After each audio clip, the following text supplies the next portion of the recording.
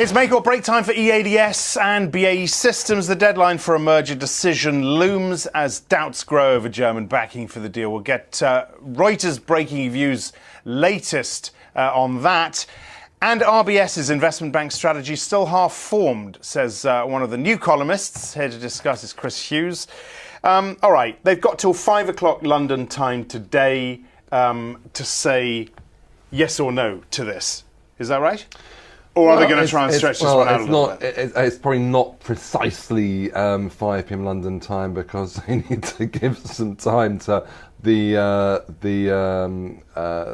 dignitaries at the takeover panel to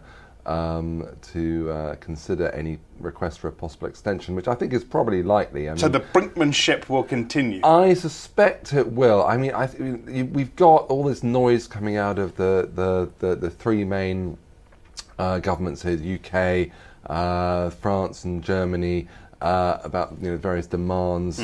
But the sticky point seems to be Merkel, right? And this idea that combining Airbus and BAE, well, she doesn't like. There's this idea that you'd put the headquarters in Germany, which seems to me to be quite odd, given the existing dynamic of the group. Now, as you rightly say, we are still very much in the brinkmanship phase. I think it's worth asking, does any of the governments, do any of the governments involved here want to end up being blamed for this deal failing? Now, now Merkel's going a good way about that. We'll see. I don't think it's a very realistic expectation to have the headquarters based in Germany myself. What do you think? What does Breakingviews think is going to happen ultimately?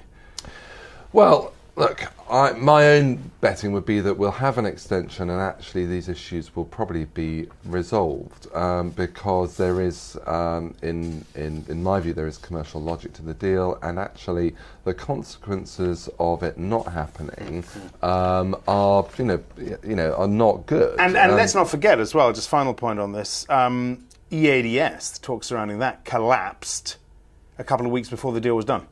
Yeah, look, the president has been set. Look, both of these companies, okay, if they don't get together, have their own strategic issues to confront. I mean, BAE obviously is exposed to a shrinking defence industry, defence contract pipeline.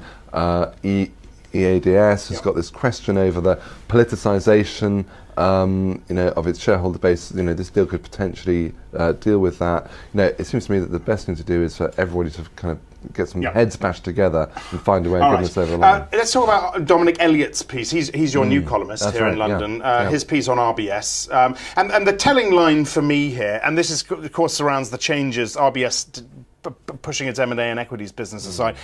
If RBS's investment bank is better off without equities, it's still not clear whether the RBS group might not be better off without the investment bank. That's the line, isn't it? Yeah. Now, look, RBS obviously got raised eyebrows when it decided to jettison M&A, advisory, equities. The decision was made at the end of last year.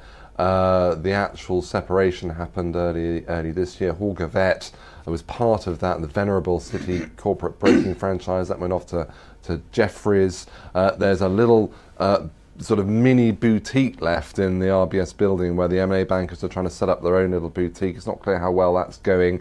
They actually lost one of their rainmakers to Standard Chartered the other week. So when you step back, this actually controversial decision at the time to shed M&A and equities, which is obviously, they're not terribly capital consumptive businesses. It's one kind of, why would you start there? It's not like you're going to release much capital.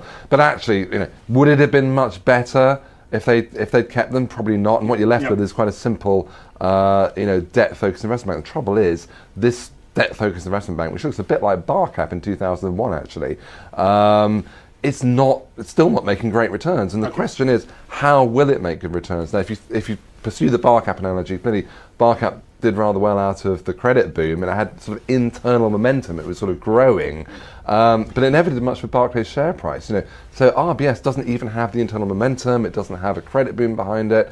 Even though they've actually slimmed it and they've got a coherent unit here, is it really going to do much for the group? Especially if the UK government wants to sell down RBS shares, having this weighing down investment bank, I'm not sure it's really long-term viable for them.